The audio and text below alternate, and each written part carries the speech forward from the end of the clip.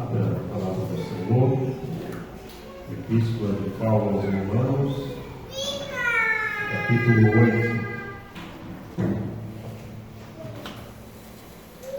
Epístola de Paulo aos Romanos, capítulo 8. Iremos ler a partir do versículo 31 até o 39.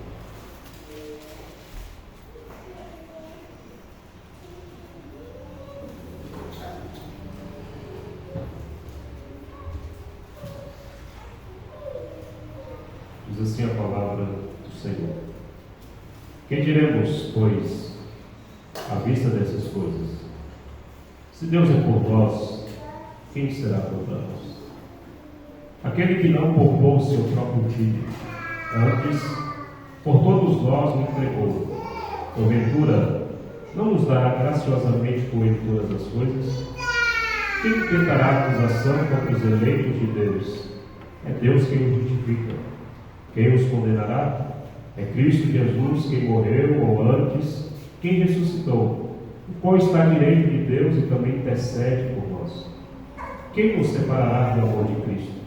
Será tribulação, ou angústia, ou perseguição, ou fome, ou nudez, ou perigo, ou espada? Como está escrito: por amor de ti, somos entregues à morte todo dia. Fomos considerados como ovelhas para o matador. Em todas essas coisas, porém, somos mais que vencedores, por meio daquele que nos amou.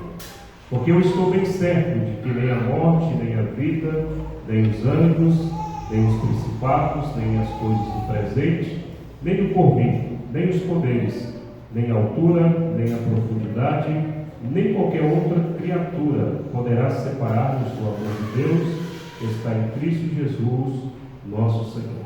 Palavra do Senhor, damos graças a Deus. Que eu compreenda, que eu proclame, que eu viva a tua palavra, Senhor. Senhor Deus e Pai, nós colocamos diante da tua presença, em oração, pedindo que teu Espírito Santo venha à nossa mente, traga clareza, compreensão, entendimento da tua palavra, que o Senhor fale nas nossas vidas, fale nos nossos corações, e que possamos, Deus, de fato, ouvir a tua palavra, aprendermos mais de ti e vivemos, ó Deus, dia após dia, para a glória do Senhor mesmo. Então, que os nossos corações estejam receptíveis para a tua palavra, para que não somente possamos recebê-la, mas também praticar a sua palavra. É o que nós oramos e pedimos em nome de Jesus. Amém. Podem se sentar.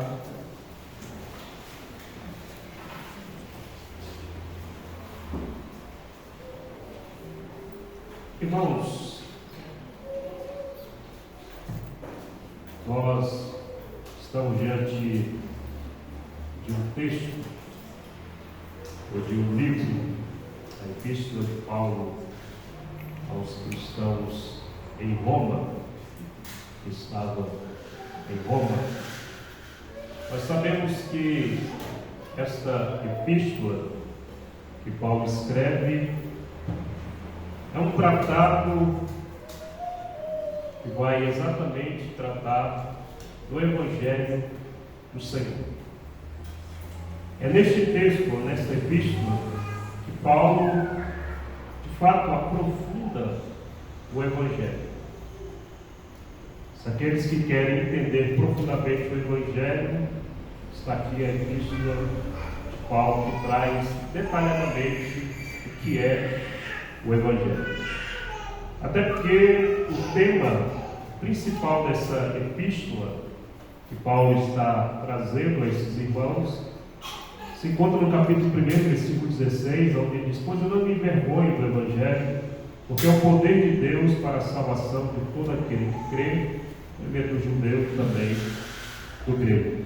Ou seja, o tema principal é o Evangelho do Senhor. E Paulo vai tratar de fato desse Evangelho, vai explicar esse Evangelho aos cristãos. Bem, na verdade, o apóstolo Paulo já tinha escrevido uma epístola aos Gálatas, onde ele trata exatamente também desse tema do Evangelho. Mas quando nós lemos Gálatas e lemos Romanos, nós vemos que Paulo aprofundou. Paulo trouxe detalhes do que é o Evangelho. Quando nós chegamos no capítulo de número 8, ele está terminando um bloco discursivo que ele começou nesse capítulo 1, trazendo esse tema do Evangelho. Mas principalmente no capítulo 3, do capítulo 3 até aqui o capítulo 8, o apóstolo Paulo vem falando de algumas questões do Evangelho. Ele vem falando da natureza pecaminosa, ele vem falando da lei, ele vem falando de uma série de coisas concernente ao Evangelho. E quando ele chega no capítulo 8, versículo 31 e versículo 39 até o 39, é uma conclusão, não apenas dos versículos que antecedem o versículo 31, mas se nós olharmos como um todo, é uma conclusão que ele iniciou lá no capítulo 1, no capítulo 3, até aqui o capítulo 8. Alguns estudiosos vão chamar esse bloco discursivo do versículo 31 ao 39 de o cântico de vitória.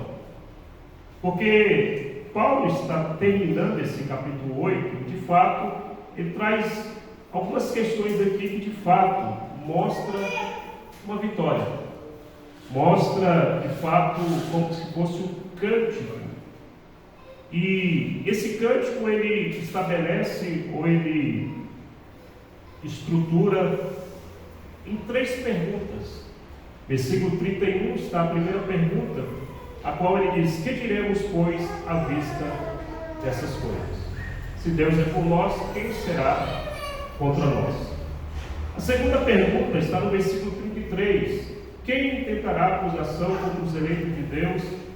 E a pergunta, então, terceira, está no versículo 35. Quem nos separará do amor de Cristo? Então o apóstolo Paulo, ele traz 3 perguntas, e essas 3 perguntas, elas são afirmativas, são perguntas retóricas. Então a primeira pergunta, ele começa dizendo: que diremos, pois, à vista dessas coisas? Como eu disse, ele trouxe todo o Evangelho, explicando o que é o Evangelho, falando o que é o Evangelho. Então ele chega aqui e diz: que diremos, pois, à vista dessas coisas que ele tratou acerca do Evangelho, dessas coisas que ele falou sobre o Evangelho. Se nós olharmos os versículos anteriores, nós podemos até perceber o que ele está dizendo. Versículo 26 ao versículo 30, ele vai dizer: também o Espírito semelhantemente nos assiste em nossa fraqueza, porque não sabemos orar como convém, mas o mesmo Espírito intercede por nós sobremaneira, com gemidos inexprimíveis. E aquele que sonda os corações sabe qual é a mente do Espírito, porque segundo a vontade de Deus é que ele intercede pelos santos. Sabemos que todas as coisas cooperam para o bem daqueles que amam a Deus, daqueles que são chamados segundo o seu propósito. Porquanto, aos que de antemão conheceu, também os predestinou para serem conformes à imagem do seu Filho, a fim de que ele seja o primogênito de muitos irmãos. E ao que predestinou, a esses também chamou, e aos que chamou, a esses também justificou, e aos que justificou, a esses também glorificou. Então, pegando apenas esses últimos versículos, o apóstolo Paulo está falando aqui exatamente de um propósito principal, ou seja, que o Espírito Santo ele está intercedendo a Deus, e nós sabemos que tudo coopera para o bem daqueles que amam a Deus, daqueles que são chamados segundo o propósito de Deus. Qual o propósito? De nos conformar, ou de nos fazermos parecermos com Cristo. Esse é o propósito principal do Evangelho que o apóstolo Paulo traz, ou seja, que nós viemos parecermos com Cristo. Então, quando ele diz no versículo 31, que diremos, pois, à vista dessas coisas? Não somente essas coisas aqui no versículo 26 ao versículo 30, mas de todo o Evangelho que ele vem trazendo dentro do capítulo 1. Ele diz então: se Deus é por nós, quem será contra nós? Se Deus é por nós, quem será contra nós? Ou seja, essa declaração do apóstolo Paulo, ou seja, de dizer que se Deus é por nós, quem será contra nós? O apóstolo Paulo está dizendo que se Deus é conosco, se Deus de fato está conosco, quem será contra nós? Nós sabemos que de fato há hostilidades. Nós sabemos que de fato há inimigos que se levantam contra nós. E sabemos que o principal inimigo que se levanta contra nós é o diabo. Ele tenta nos acusar, ele tenta fazer com que nós venhamos perder a esperança em Cristo, ele tenta de alguma forma fazer com que nós não acreditemos em Cristo. O nosso inimigo principal é o diabo. Ele é um arco inimigo, ele de fato tem várias estratégias, mas o apóstolo Paulo chega e diz: se Deus é por nós, quem será contra nós? Isso aqui é enfático, ou seja, ninguém será contra nós. Agora o apóstolo Paulo está dizendo que Deus é por nós, não no sentido que infelizmente alguns têm tido esse pensamento nos últimos tempos, ou com um evangelho totalmente errado a qual aprenderam. Porque alguns até mesmo utilizam esses textos dizendo: Deus é por mim, então eu posso fazer qualquer coisa. Deus é por mim, então eu posso enfrentar qualquer coisa. Deus é por mim, Ele vai dar tudo aquilo que eu preciso. Deus é por mim, então Ele vai realizar tudo aquilo que eu quero. Não, quando o apóstolo Paulo diz que se Deus é por nós, ele está dizendo que Deus está ao nosso lado, não como servo. Pelo contrário, quando nós olhamos para essa questão de Deus estar conosco, Ele está conosco como Senhor. Ele é o Senhor da nossa vida. E se Ele é o Senhor da nossa vida, então nós somos servos. Ele está então no controle de fato de todas as coisas. E quando Ele está conosco, quando Ele está do nosso lado, e quando Ele é o Senhor da nossa vida, então quem de fato será contra nós? Não há ninguém que de fato será contra nós. Ainda que o inimigo tente, ainda que o inimigo venha nos acusar, como eu disse, de tentarmos afastarmos de Deus, tentarmos de alguma forma não confiarmos em Deus, nos trazendo à memória pecados, nos trazendo à memória acusações, trazendo à memória que nós não prestamos. De alguma forma ele tenta contra a nossa vida. Mas o apóstolo Paulo está bem claro dizendo: olha, se Deus é por nós, quem será contra nós? E para enfatizar isso, o apóstolo Paulo então diz no versículo 32: aquele que não poupou o seu próprio filho, antes por todos nós entregou, porventura não nos dará graciosamente com ele todas as coisas? Aquele que não poupou o seu próprio filho. Ou seja, a demonstração que Deus está conosco, o apóstolo Paulo diz que Deus não poupou o seu próprio filho, mas antes entregou por todos nós. No Antigo Testamento há uma cena que você já leu e você vai lembrar, que Deus promete um filho a Abraão na sua velhice, e esse filho nasce, ele começa a crescer, e Deus olha para Abraão e vê que Abraão de fato ama esse filho, que era Isaac. E Deus, para provar Abraão, disse: olha, Abraão, pega o seu único filho, sobe ao monte, e quando você chegar lá, você vai sacrificar. Você vai colocar ele sobre o altar e vai sacrificá-lo, imolá-lo diante da minha presença. Abraão simplesmente pega Isaac e sobe com Isaac. Nós conhecemos essa história. Quando está próximo do monte onde ia sacrificar, Isaac olha para o seu pai e diz: pai, está tudo aqui para o sacrifício, mas cadê o cordeiro? Abraão simplesmente olha para Isaac e diz: Deus proverá. E quando Abraão sobe, ele pega o seu filho, coloca no altar e ele vai sacrificar Isaac. A Bíblia diz que ele levanta o cutelo para sacrificar Isaac. E quando ele está baixando a mão, Deus diz: Abraão, Abraão, pare. Naquele momento, Deus poupou o filho de Abraão. Naquele momento, Isaac foi poupado. Mas essa história, ela acontece depois de muito tempo. Agora já não é mais Abraão, agora é o próprio Deus. E Jesus está agora, o seu filho, no monte. Ele está fazendo aquelas 3 orações conhecidas, que ele vai diante de Deus e faz aquela oração dizendo: Pai, se for possível, passa de mim esse cálice, mas contudo seja feita a tua vontade. Ele vai ao discípulo, os discípulos estão dormindo, ele repreende o discípulo, volta e faz a mesma oração: Pai, se for possível, passa de mim esse cálice, mas contudo seja feita a tua vontade. E pela 3ª vez ele faz novamente essa oração: Deus, se for possível, passa de mim esse cálice, mas contudo seja feita a tua vontade. Naquele momento, Deus poderia ter poupado Jesus, mas Deus não fez. É por isso que o apóstolo Paulo está dizendo que Deus não poupou o seu próprio Filho, mas antes entregou por todos nós. E o entregar aquele fato, ter levado Cristo à cruz do Calvário. Deus está demonstrando que Ele é conosco, não apenas de palavra: olha, eu sou com vocês. Não.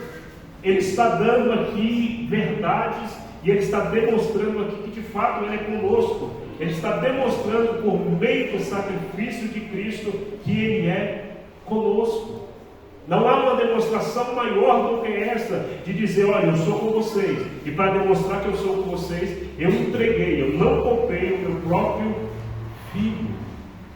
Deus não poupou o seu próprio Filho. É por isso que ele vai dizer: porventura não nos dará graciosamente com Ele todas as coisas. Ou seja, Deus é por nós, quem será contra nós? Ele não poupou o seu Filho, Ele entregou o seu Filho. E Ele não nos dará graciosamente com Ele todas as coisas. Agora, todas as coisas aqui, é todas as coisas que precisamos para a salvação. Todas as coisas aqui são todas as coisas aquelas que precisamos de fato para sermos salvos. A plenitude da salvação. Deus está dizendo: olha, não há nada que possa ser contra vocês. Porque de fato tudo aquilo que vocês precisarem para a salvação, eu vou conceder graciosamente. Tudo aquilo que vocês necessitarem, e de fato eu vou conceder a vocês. Então essa é a primeira pergunta do apóstolo Paulo, dizendo: quem intentará, ou de fato, quem levantará-se contra nós? Ninguém. A segunda pergunta, então, está no versículo 33, onde ele diz: quem intentará acusação contra os eleitos de Deus? É Deus quem o justifica. A segunda pergunta do apóstolo Paulo é de fato: quem intentará acusação contra os eleitos de Deus? Como eu disse, Satanás ele acusa a todo momento. Satanás ele traz a nossa memória a todo momento, ou tenta trazer a nossa memória a todo momento os nossos pecados, dizendo: olha, você não presta, você não merece, você não pode estar com Cristo. Olha o tanto de coisa que você fez. Olha o que você já praticou. Olha o que você já cometeu. Olha o que você já realizou. Não, você não merece estar com Deus. Você não merece estar com Cristo. Não, você não pode estar com Ele. De fato, você é um pecador. E Satanás ele tenta de todas as formas nos acusar. Ele tenta trazer à nossa memória os nossos pecados. E de fato, se nós não entendermos esse Evangelho, se não entendermos de fato o que Cristo fez por nós, o que Deus fez por nós, a tendência é de fato: eu não mereço estar com Deus, eu não mereço estar na igreja, eu não mereço, e de fato não merecemos. Mas não é isso, Ele tenta nos trazer isso para que nós venhamos nos afastar de Deus.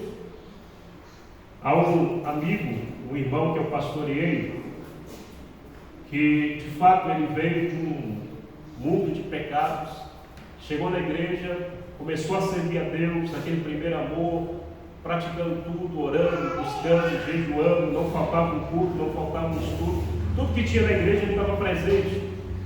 Só que o diabo começou a trazer coisas à memória dele, pecados que ele tinha cometido, e pecados graves, pecados que o atormentavam, pecados como assassinato, de fato ele tinha assassinado alguém, pecados como outros tipos de pecados que de fato é horrível, e o diabo trazia essa acusação direto para ele. Uma certa feita ele me procurou e disse: pastor, eu não tenho paz. Eu disse: por que você não tem paz? Você não está em Cristo? Porque eu lembro das coisas que eu fiz. E eu disse: mas Deus já te perdoou em Cristo Jesus. Eu trouxe toda uma teologia, toda uma explicação para ele, só que ele sempre via isso na memória dele. E aí uma falha grande, e a psicologia ajudou nessa falha, é que ele não conseguia se perdoar. Pastor, eu não consigo me perdoar. Eu disse: você nunca vai se conseguir perdoar, porque o perdão é assim, o perdão é de Deus para a sua vida, o perdão é de Cristo para a sua vida. Mas o diabo tentava ele, acusava ele, e ele chegou a confessar, dizer: pastor, eu não mereço estar na igreja, eu não mereço estar em Cristo. E eu dizer: de fato, você não merece. Nada do que você fez merece você estar na presença do Senhor. Pelo contrário, você merece o inferno. Pelo contrário, você merece a condenação, como todos nós merecemos a condenação.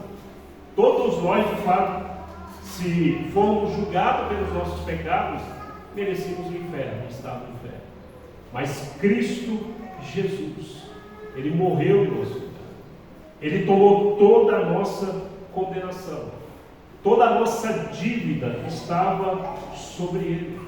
Eu fui explicando isso para ele, porque de fato ele chegou no momento que estava querendo desviar da igreja, sair da igreja. Por quê? Porque na cabeça dele não merecia estar na presença do Senhor. É isso que o diabo tenta a todo momento, trazer essas acusações para dizer: você não merece estar na presença do Senhor. Mas o apóstolo Paulo está dizendo: quem intentará acusação contra os eleitos de Deus? Se somos eleitos por Deus, nada pode nos acusar. Não há acusação de fato contra os eleitos de Deus. Sabe por quê? Não é por causa do nosso mérito. Como o apóstolo Paulo diz, é Deus quem nos justifica. É o próprio Cristo que nos justifica diante de Deus. Quando Deus olha para mim, quando Deus olha para você, Ele não vê apenas eu e apenas você. Não. Porque se Deus olhasse para mim, olhasse para você e visse apenas nós já teríamos sido consumidos. Mas quando Deus olha para mim, quando Deus olha para você que está em Cristo Jesus, de fato Ele vê Cristo em nós. E é Deus quem justifica. É Deus de fato quem justifica. A nossa justiça não está imputada em nós mesmos. A justiça de Cristo que foi imputada em nós mesmos. É por isso que não pode haver acusação contra os eleitos de Deus, porque é Deus que está nos justificando. Quem conhece a história de Martinho Lutero sabe que ele era atormentado por seus pecados. Principalmente quando ele começou a ler o Evangelho, quando ele começou a ler Romanos. Martinho Lutero era perturbado porque ele pecou várias vezes e pecava contra o Senhor. E ele chegava diante de Deus e dizia: Senhor, mas como pode ser um pecador como eu chegar diante da sua santidade? Como um pecador como eu posso estar diante da sua presença? Não tem como. E ele era atormentado todo o tempo, até que ele entendeu que Deus de fato é que justifica. É por isso que o diabo não pode nos acusar, porque é Deus quem nos justifica. E justificação aqui é Deus nos declarar justo. Há um livro do Jerry Bridges sobre o Evangelho, a qual a igreja de Tabatinga estudou pelo semestre, e há um ponto interessante, até nós vamos falar um pouco mais sobre isso à frente. Mas há um ponto que Jerry Biggs coloca ali que impactou todos aqueles que leram esse livro. E quando chegou nesse capítulo, onde Jerry Biggs tratou acerca do amor de Deus. E num ponto ele coloca, olha, nada do que você fizer fará com que Deus ame mais você. E nada do que você fizer de pecados, de erro, fará com que Deus ame menos você. Sabe por quê? Porque Deus, Ele é Pai. E Ele, por causa desse entregar o seu próprio Filho, de fato Ele nos amou e nos ama. Então, seja, ninguém pode acusar os eleitos de Deus. Talvez, como eu disse, o diabo traz pecados à memória. E se você está sendo tormentado com esses pecados, vá a Cristo. Vá a Cristo, porque nenhuma acusação de fato terá contra os eleitos de Deus. Aí, versículo 34, o apóstolo Paulo diz: quem os condenará? Ou seja, é Cristo Jesus quem morreu, ou antes, quem ressuscitou, o qual está à direita de Deus e também intercede por nós. Quem os condenará? Ninguém. Ninguém poderá condenar aqueles que são eleitos do Senhor. Porque é Cristo Jesus quem morreu. Ele morreu pelos nossos pecados. Ele foi sacrificado pelos nossos pecados. Então não há, de fato, condenação para aqueles que estão em Cristo Jesus. Não há. Ainda que tente nos acusar, ainda que tente nos condenar, mas não há acusação, não há condenação para aqueles que estão em Cristo Jesus. Porque, primeiramente, Cristo morreu. Segundo, Cristo ressuscitou. E terceiro, Cristo está à direita de Deus e intercede por nós. Ele morreu, ressuscitou e Ele intercede pelos eleitos de Deus. Não há condenação, não há acusação, porque de fato Cristo está intercedendo por todos nós. Ele está diante de Deus, está intercedendo por nós. Como eu disse, o diabo pode até tentar, mas Cristo diz: foi eu que morri por eles. Eu ressuscitei por ele. E eu agora estou intercedendo por ele. Então não há, de fato, acusação e nem condenação. Porque Cristo já morreu por nós. E a terceira pergunta que o apóstolo Paulo faz, não está no versículo 35. Ele diz: quem nos separará do amor de Cristo? É a terceira pergunta. A primeira é: que diremos, pois, à vista dessas coisas? Se Deus é por nós, quem será contra nós? Segundo, quem tentará acusação contra os eleitos de Deus e quem os condenará? E terceiro, quem nos separará do amor de Cristo? E Paulo vai trazer uma lista aqui de fato. Primeiro Paulo vai dizer: será tribulação, ou angústia, ou perseguição, ou fome, ou nudez, ou perigo, ou espada? Quem nos separará do amor de Cristo? Ou seja, como eu disse, essas perguntas são perguntas retóricas. O que o apóstolo Paulo está dizendo é impossível. Será tribulação? Olha que o apóstolo Paulo ele passou por inúmeras tribulações. Se nós lermos alguns textos da Bíblia Sagrada, nós vamos encontrar Paulo trazendo uma lista de coisas que ele passou, de tribulações que ele passou. Foi perseguido, foi chicoteado, foi espancado quase à morte, lançaram ele de um alto, caiu lá no chão, quase morto, naufrágios, vibra o picou. Enfim, se nós olhamos aqui, Paulo vai citando uma série de coisas acerca dessa tribulação, angústia, O apóstolo Paulo passou inúmeras angústias. Angústia pela igreja, pelos irmãos, angústia por tudo o que ele estava passando, na prisão, preso várias vezes. Perseguição, então, inúmeras perseguições. Fome. O apóstolo Paulo passou por inúmeras situações que não tinha alimento. Fome, nudez, perigo, espada. Quando o apóstolo Paulo está citando essa lista, e não é uma lista extensa, completa, ele está trazendo algumas coisas aqui que talvez na cabeça eu poderia dizer, não, isso aqui pode me separar do amor de Deus. A tribulação pode me separar.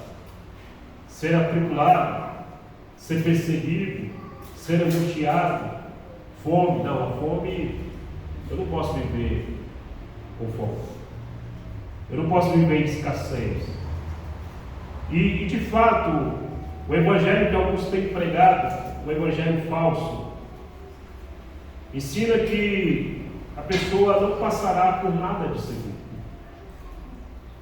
O evangelho que tem falado que a pessoa viverá de vitória em vitória, que ela terá tudo, que ela alcançará tudo, que de fato ela não passará por fome, nudez, tribulação, perseguição. Não, ela não vai passar por nada disso.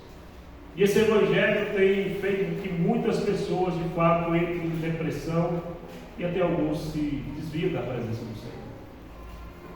Até mesmo alguns deixam de amar a Cristo, porque não têm entendido isso aqui. Paulo está citando que de fato uma série de coisas não podem nos separar do amor de Cristo, mas algumas pessoas têm levado isso aqui ao ponto de dizer, não, eu não posso viver para Cristo dessa forma. Não, eu não posso estar com Cristo se de fato eu tenho escassez em casa. Alguns chegam a dizer, olha, eu não posso viver para Cristo se eu não arrumar um emprego X, ganhar X.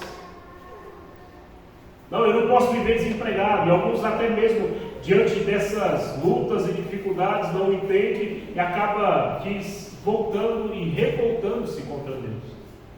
Alguns chegam a dizer, não, Deus não me ama. Quem não já falou isso na história da sua vida como cristão? Quando você começou a passar por lutas, dificuldades e uma série de coisas contrárias à sua vida, aquilo que você não esperava, e aí você começou a lutar, a passar essa dificuldade, e em algum momento, no seu coração, dizer, Deus não me ama. Por quê? Porque aquilo que nós aprendemos erradamente ensina que nós não vamos passar por nada disso. Que se Deus me ama, então Ele vai me curar. Quem já ouviu isso? Que se Deus me ama, Ele vai abrir as portas de emprego. E se Deus me ama, então Ele vai fazer o milagre acontecer. Eu confesso que eu já falei isso para Deus. Eu confesso que em revoltas no meu coração eu cheguei a dizer, Deus, o Senhor não me ama. Porque se o Senhor me amasse, o milagre já teria acontecido. E quantas vezes eu acusei Deus, quantas vezes eu revoltado contra Deus, disse, o Senhor não me ama. E é isso que o diabo, é isso que o nosso coração caído, isso que a carne faz nós acreditarmos. E quando nós estamos passando por alguma luta, alguma dificuldade, alguma situação contrária, aí nós, não, Deus não me ama. Mas o apóstolo está demonstrando contrariamente isso. Quem nos separará do amor de Cristo? A demonstração do amor de Cristo é suficiente. Como nós temos ensinado, como a palavra do Senhor nos ensina, o amor não é um sentimento. Esse amor hollywoodiano, das novelas, dos filmes, não é verdade. E muitas pessoas aprenderam isso, que o amor é sentimento. Não. O amor é demonstração, é uma ação em prol dele. Quando Cristo nos amou, quando Deus nos amou, Ele não apenas diz, eu amo vocês, pronto, acabou. Não. Quando Cristo nos amou, Ele diz, eu amo vocês apenas. Não. Ele morreu por nós. Ele ressuscitou por nós. E Ele intercede por nós. Se Deus não poupou o seu próprio Filho, antes entregou, quem nos separará do amor de Cristo? Nada. Não será tribulação, não será angústia, não será perseguição. Quantas pessoas dizem, eu sou tão perseguido, minha família me persegue, familiares me perseguem, no meu trabalho pessoas me perseguem, enfim, eu sou perseguido de todas as formas, de todas as maneiras, eu sou perseguido. E aí, como algumas pessoas não entendem, acaba caindo nesse erro de dizer, olha, Deus não me ama, eu não vou mais servir a Cristo, eu não vou estar mais na presença de Cristo. Como os irmãos sabem, alguns irmãos sabem, eu venho de igreja pentecostal, sei como pastor dele assim e demais, todos nós. E nós aprendemos isso aqui. E se alguma coisa está acontecendo, primeiro, tem alguma coisa errada, você está pecando contra Deus, tem que ver o seu coração. Se você está sendo provado, perseguido, não, tem alguma coisa errada. É o caso lá dos amigos de Jó. Não, Jó, você pecou, confessa logo a Deus, porque aí Deus vai te perdoar e pronto, acaba todo esse sofrimento. Então muitas pessoas aprenderam que de fato, quando está acontecendo alguma coisa errada, ou é pecado nosso, ou Deus está nos castigando. Eles nunca levam no sentido que Deus está provando o nosso coração. Algumas pessoas nunca pensam que Deus de fato está, como nós lemos no versículo 28 do capítulo 8 aqui, sabemos que todas as coisas cooperam para o bem daqueles que amam a Deus. Todas as coisas. Esse é um dos textos que mais nós utilizamos no aconselhamento bíblico para demonstrar que todas as coisas de alguma forma estão cooperando para o bem, ou seja, para a vontade de Deus ser feita na nossa vida, na transformação à imagem de Cristo Jesus. Então, seja, se está acontecendo alguma coisa que aquilo que nós não queríamos, tribulação, angústia, perseguição, olhemos para Cristo. Porque o amor de Cristo por nós não vai ser nunca Deus, nunca nada vai nos separar deste amor de Cristo. Como ele prossegue no versículo 36 dizendo, como está escrito, por amor de ti, somos entregues à morte o dia todo. Fomos considerados como ovelhas para o matador. Por amor de ti, somos entregues à morte o dia todo. Sacrifício. Nada nos separará do amor de Cristo Jesus. E quando eu entendo isso, por amor dele, nós somos entregues à morte todos os dias. Ou seja, Deus me ama ao ponto de agora eu amá-lo e entregar a minha vida por ele. Nada me separará do amor de Cristo. E quando eu entendo isso, o meu amor por ele faz com que eu me sacrifique. Como ele usa essa ilustração, fomos considerados como ovelhas para o matador. A ideia é, nós estamos indo aonde? As ovelhas indo no matadouro seria mortas de fato. E aí Paulo está dizendo, por amor de ti, nós somos como essas ovelhas que estão indo à morte. Jesus deixou isso bem claro. Jesus disse, olha, aquele que quer vir após mim, toma a sua cruz. Morra diariamente. Negue-se diariamente. E depois siga. Então, por amor dele, nós somos entregues à morte todos os dias. Aí o versículo 37, o apóstolo Paulo diz, em todas essas coisas, porém somos mais que vencedores por meio daquele que nos ama. Ou seja, em todas essas coisas, tribulação, angústia, perseguição, fome, nudez, espada, ou irmos à morte, todas essas coisas, porém somos mais que vencedores por meio daquele que nos amou. Nós somos mais do que vencedores. Por quê? Porque ele nos amou. Então nada nos separará desse amor que está em Cristo Jesus. Aí o apóstolo Paulo, no versículo 38 e 39, ele vai trazer outra lista, dizendo, porque eu estou bem certo que nem a morte, nem a vida, nem os anjos, nem os principados, nem as coisas do presente, nem a do porvir, nem os poderes, nem a altura, nem a profundidade, nem qualquer outra criatura poderá separar-nos do amor de Deus que está em Cristo Jesus, nosso Senhor. É como se o apóstolo está dizendo: olha, tá bom, pode ser que coisas aqui nessa terra alguém pense, não vai separar. Mas se nós colocarmos então coisas como anjos, como principados, talvez o presente, talvez o futuro, talvez coisas poderosas, altura, profundidade, talvez alguma coisa dessa vai separar. E ele diz: não, nada poderá nos separar do amor de Deus que está em Cristo Jesus, nosso Senhor. Ou seja, esse amor de Deus para com as nossas vidas, por meio de Cristo Jesus, não pode ser tirado. Deus, como eu disse, não nos deixará de amar, porque eu talvez peque contra Ele. Como diz Jeremias, nada que eu faço vai fazer com que Deus me ame mais. Ou nada que eu faço como pecado fará com que Deus me ama menos. Sabe por quê? Ele já tratou isso no capítulo 5, versículo de número 10.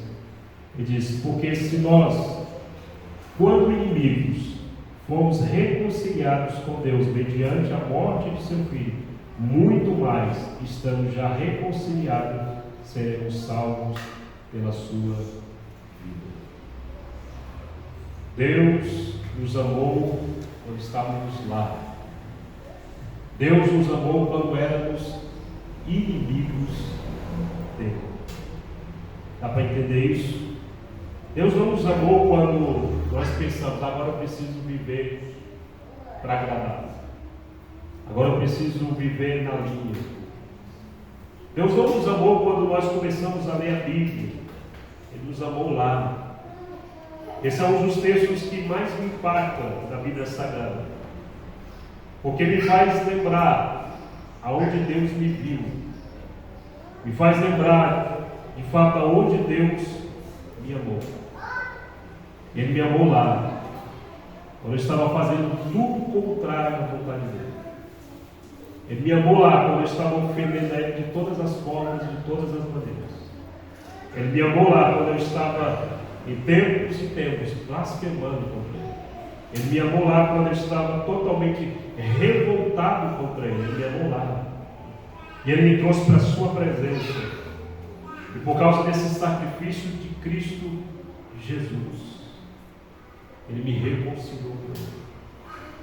Então, se nós outrora éramos inimigos, e ele nos reconciliou com Deus mediante a morte do seu Filho, muito mais agora, estando já reconciliados, seremos salvos pela sua vida.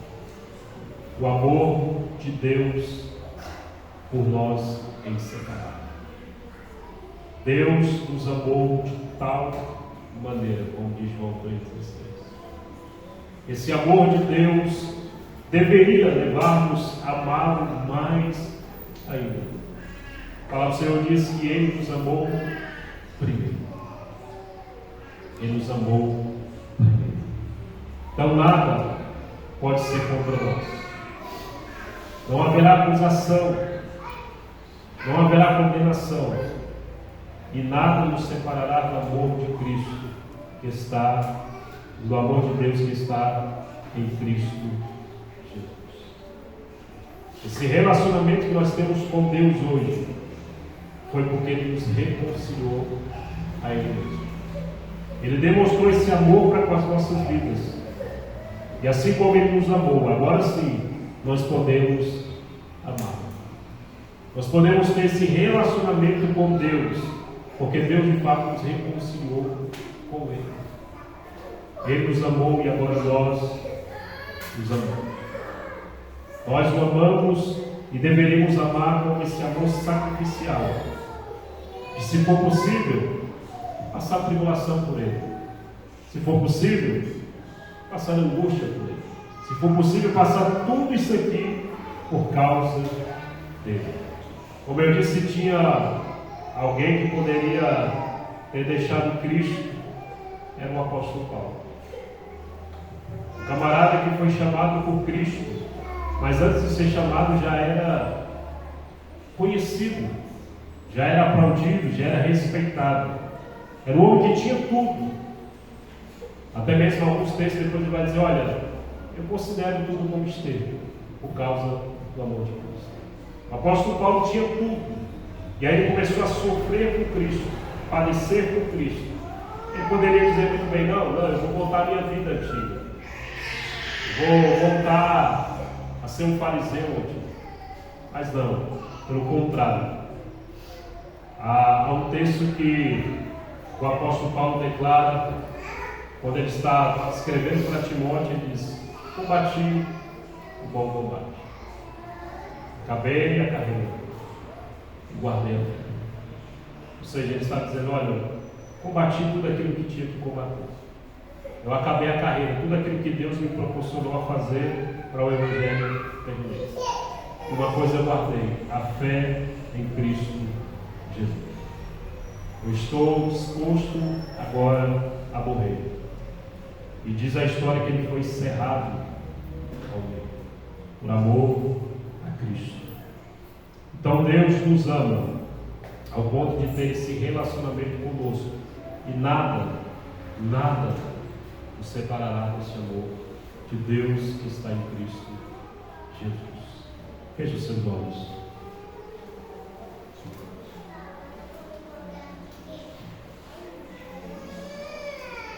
Talvez de alguma forma, talvez o diabo tenha acusado, como eu disse, talvez alguma dificuldade, alguma luta, alguma situação na sua vida familiar, talvez te angustia, te traz tristezas, e talvez momentaneamente, talvez por um momento, você até questiona Deus. Talvez você já questionou o amor de Deus. Como eu disse, eu já questionei várias vezes. Hoje não mais, graças a Deus. Mas talvez você já questionou, talvez você ainda questiona o amor de Deus pela sua vida. Porque você tem olhado para as circunstâncias e talvez esse ensinamento ainda tenha na sua cabeça de que você não pode passar por luta, dificuldade, problemas, situações, enfermidades. Talvez isso ainda está muito como verdade na sua vida. E aí você questiona esse amor de Deus pela sua vida. Mas Deus nos amou, entregando seu Filho. Ele não poupou o seu Filho por nós. Não há evidência maior do que essa. Não há demonstração maior do que essa. Ele nos ama. E Ele nos ama. Ao ponto que Ele nos dá graciosamente tudo aquilo que nós precisamos para de fato sermos salvos. Tudo aquilo que nós precisamos para a salvação, Ele nos dá graciosamente. Oremos ao Senhor neste momento. Se de fato em algum momento você duvidou do amor de Deus, é o momento de você pedir perdão. Se em algum momento você se revoltou contra Deus, questionou Deus acerca deste amor, é o momento de você voltar e dizer: Deus, me perdoa. O Senhor de fato me amou e me ama. Oremos ao Senhor. Senhor Deus e Pai, nós colocamos diante da Tua presença e diante do Senhor, reconhecendo que em momentos da nossa história, da nossa vida, nós questionamos o Seu amor. Questionamos por causa de situações, até mesmo situações que foi permissão, Senhor. Situações que o Senhor mesmo trouxe para tratar o nosso coração, para provar o nosso coração, para saber se de fato amamos o Senhor, assim como o Senhor provou o teu povo no deserto, para ver se eles de fato amavam. E muitos deles foram reprovados, E muitas das vezes nós também fomos reprovados, Deus, quando o Senhor nos provou e nós fomos reprovados. Mas nós chegamos diante da Tua presença, Deus, e pedimos Teu perdão. Perdoa-nos, Deus. Perdoa-nos por duvidarmos do Teu amor. Perdoa-nos, ó Deus, por nós questionarmos o Teu amor. Por até mesmo, ó Deus, em revoltas do nosso coração, sermos revoltosos contra o Senhor. Por causa de situações que nós enfrentamos nesse mundo caído, nesse mundo pecaminoso. Nos perdoa. E nós queremos cada vez mais entendermos esse amor do Senhor para com as nossas vidas. E queremos cada vez mais agora amarmos o Senhor, ao ponto de sacrificarmos a nossa vida pelo Senhor. Não importando com nada, Senhor, não importando com qualquer situação. Pode ser ela qualquer que for, Deus. Nós queremos amar o Senhor acima de todas as coisas. Porque o Senhor nos amou de uma forma que entregou o seu Filho, não poupou o seu Filho. Poderia muito bem o Senhor ter poupado. Poderia muito bem o Senhor não ter nem enviado o teu Filho. Mas o Senhor, em demonstração do teu amor, fez isso. E nós queremos amá-lo. Nós queremos entregar a nossa vida por completo, Senhor.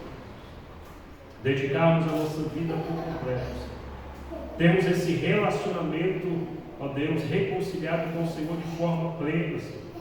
Tentarmos, pelo menos, vivermos plenamente para o Senhor. Em todos os nossos relacionamentos. Tentarmos glorificar o Senhor. Tentar, ó Deus, de alguma forma exaltá-lo com as nossas vidas. Por causa desse amor e em resposta a esse amor, nós queremos viver para a sua glória, Deus.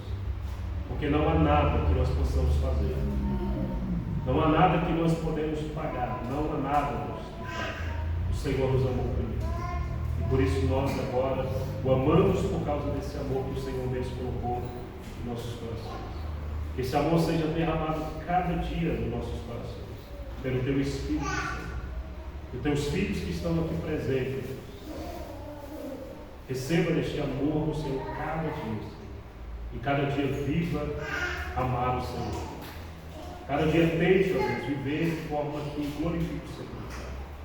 É o que nós oramos e agradecemos ao Senhor pelo Teu grande amor, em nome de Jesus. Amém.